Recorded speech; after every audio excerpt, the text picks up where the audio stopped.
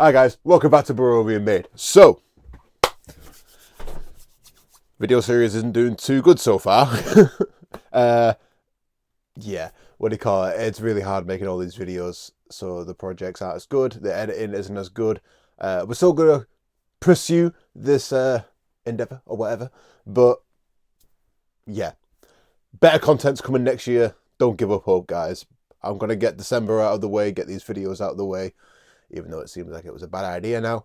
But today's project, nice little simple. Well, I don't know about simple. It does seem simple at face value, but I've been going through the steps in my head. Might be a little bit difficult. Probably shouldn't even be trying this project, but it's something I thought of last night, and well, I want it myself, so I'm making it. We all have cars. We don't all have cars, but we like cars, and the people that do like cars, you know, if you ever got a nice car, you have like a nice little key fob like this. I mean, I drive a Citroen C4 Cactus. It's not really a car to show off, but you know, I was thinking if you have a BMW or something, and you know, you got a friend that really likes, like, cause I have a friend, he really likes his BMW. This would probably be a good project for him because he can have his keys on a nice display rather than in a dish or on the table. So what my plan is going to be is to trace the outline of this fob, try inlay it into a bit of wood so you can hang it up by the fob and have your key on display like this rather than on a hook like this. I think it would look a lot nicer. I don't know how it's going to come out, but that's why we're making this project, so stick around. I've got a nice big chunky bit of oak because not only are we going to have to cut out the key fob, so we need something that's thicker than the thickness of our key fob, but if you look underneath, we have a ring that attaches the rest of our keys. So we need to have enough room. So can I show you this? So that can get inlaid, and there's clearance for this ring to come through as well. I don't know if I'm doing a very good job at explaining this. So let's just jump into the project and get over this. Oh, actually, I decided not to go through with this route that I'm going to say. It might be easier for some. But what I was going to do is get two pieces of wood like this, cut everything out in a through hole so I could glue this onto here, and then you'd have the backing. I was going to do it like that to make it easier to sand and stuff, but I figured making it out of one chunk of wood would be a nice little challenge. Might look a bit better, but if you wanted an easier route, you could probably do it like that, probably get a cleaner look. For some reason, I'm doing it the harder way, so yes. Starting with a big a big chunk of wood. Oh my god, this intro is so long. Anyway, we're starting with a big chunk of wood. We're going to cut the key fob out and do it, so let's get on with it. Alright, let's set the blade height. Make sure it's sticking out properly. There we go. Now what we need to do, get all these main cuts out of the way, and then use the fence. Oh, I've already told you that. I'm talking too much, Travis. Shut up and get on with it.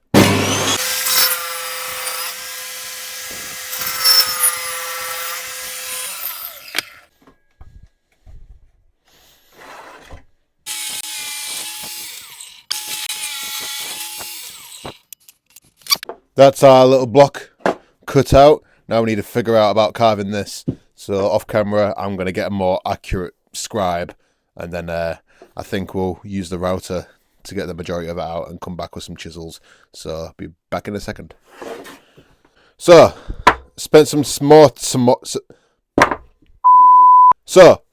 time marking it out. I mean, I couldn't find a more accurate way to do it, so I just spent a while just tracing around it. Hopefully it's good enough, and to be honest, it doesn't need to be the exact same anyway, because we do want this hole slightly larger than the key, so it's easy to take in and out. There's no point if every time you got to rush out the door, you got to sit there trying to pry your keys out. So rough. It has to be rough anyway, so mark it out the best you can, and yeah, is what I'm trying to say.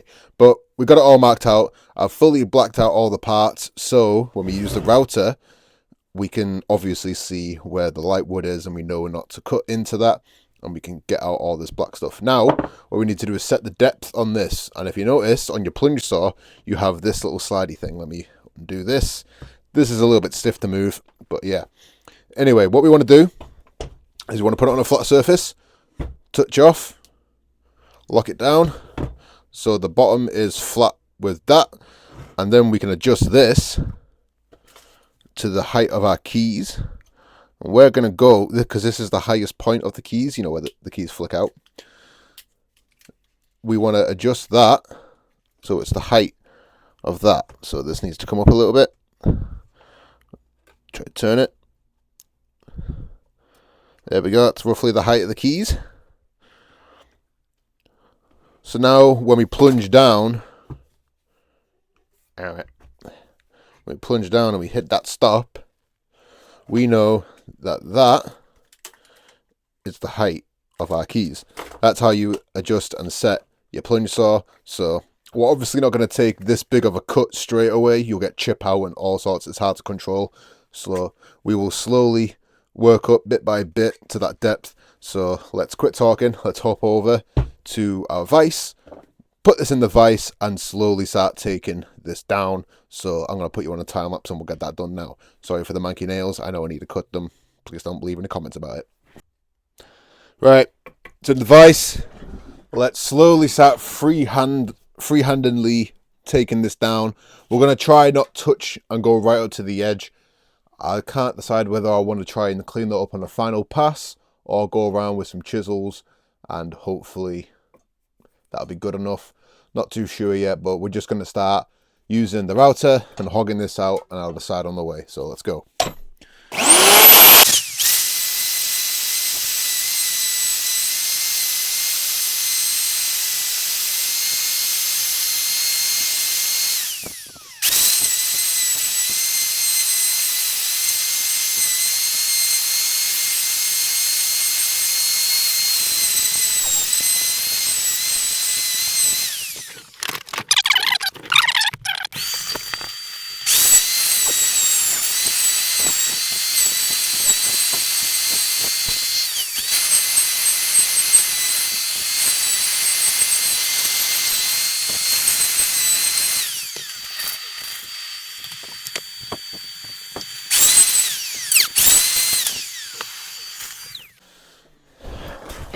Right, I'm covered in sawdust. This isn't fully done yet.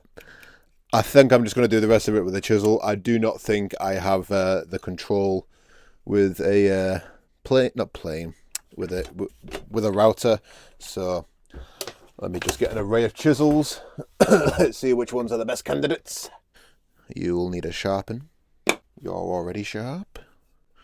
Yes, right. Okay, we'll start off with this one. I don't know how we're going to do these round corners and stuff. That's a little bit annoying. But what we're going to do is we're going to support this from underneath. So have I got any bits of wood I can put under these rails to keep it propped up? There we go. Right, clamp you down. And we're going to slowly just start chiseling this until we get it nice and smooth. And it's just occurred to me as well, this is going to be an absolute pain to sand. We won't think about that right now though.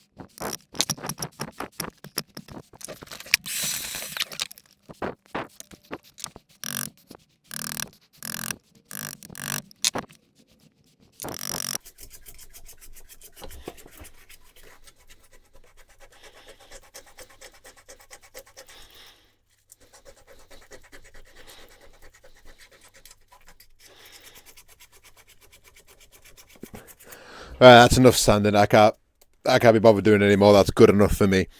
This is what I was talking about at the start of the video with having 2 blocks like this, because then you could cut this part out on the first block, sit there with some sandpaper on a file and get it looking all nice and smooth, and you can sand the back and it would be perfect instead of trying to do these awkward inlaying corners. But to me, this is fine.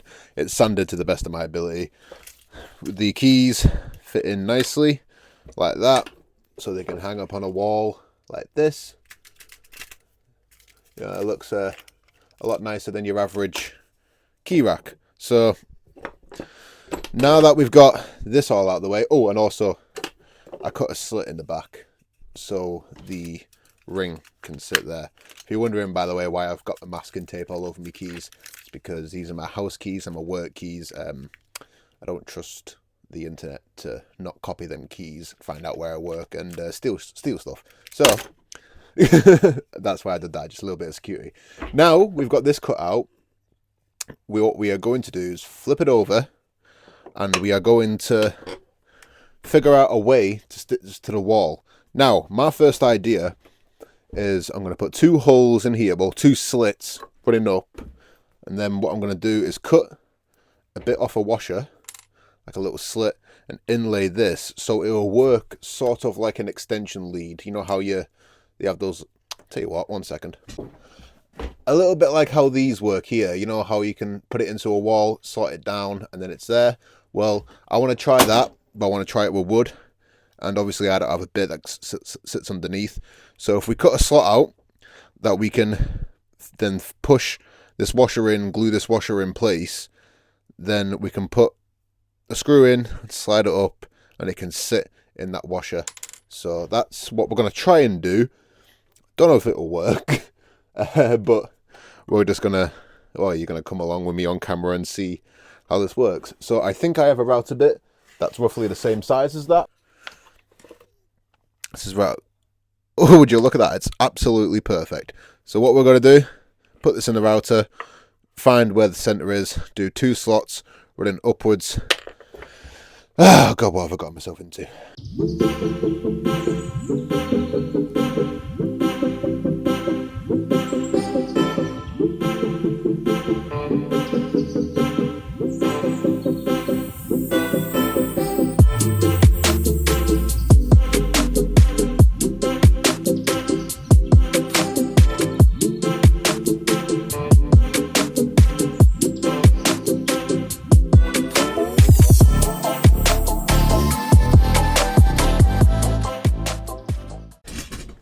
Right, so I have somewhat of a plan what we're going to do here. What I'm going to do first is put that there because we need some reinforcement. Put that down, give it a little tap.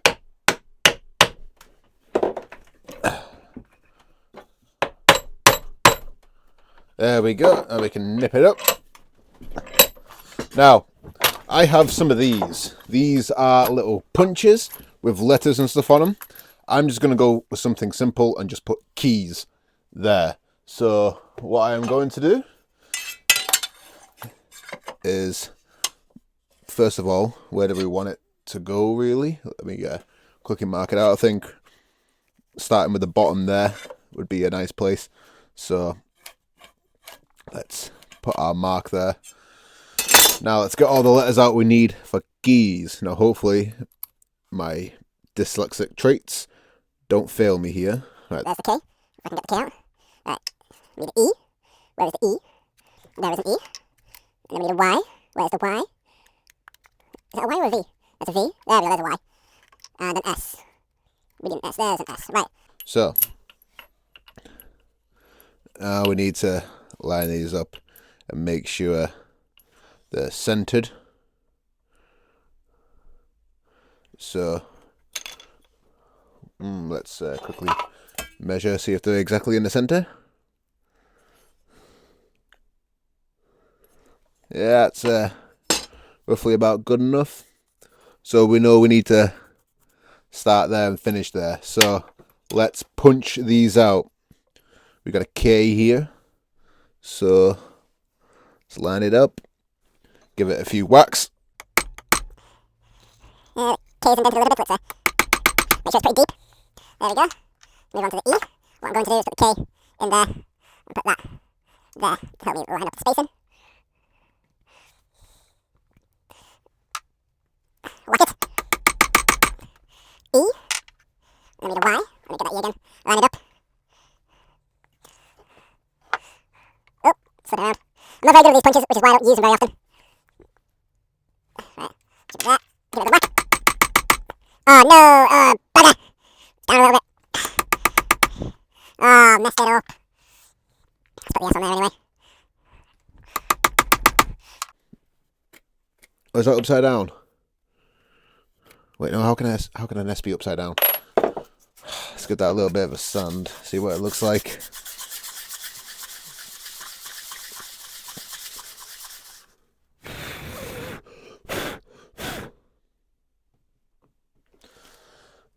Right. No, that's pretty bad. Probably should have left that, because I may have just ruined it. I mean, I could always just cut it off there and just have that there, but yeah. Alright, I wonder if we can put some pigment in there with some super glue to make the letters pop a bit more.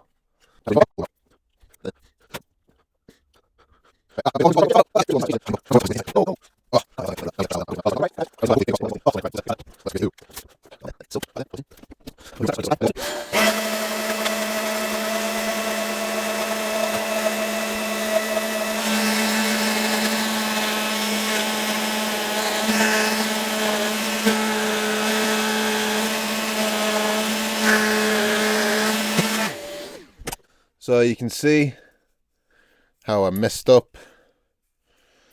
Ah, that's a real shame. Could realistically send it down further and do it again, but I don't know if it's worth it.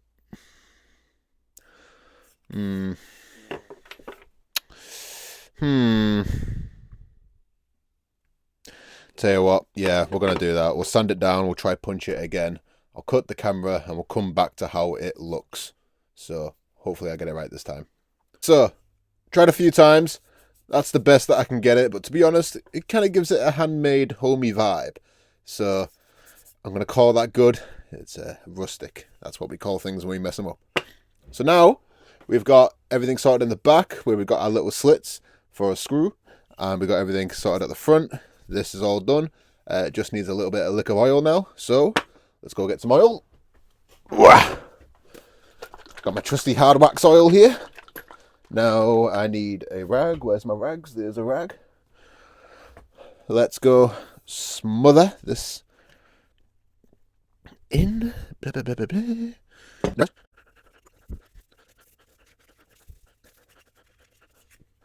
Boom. And there we go.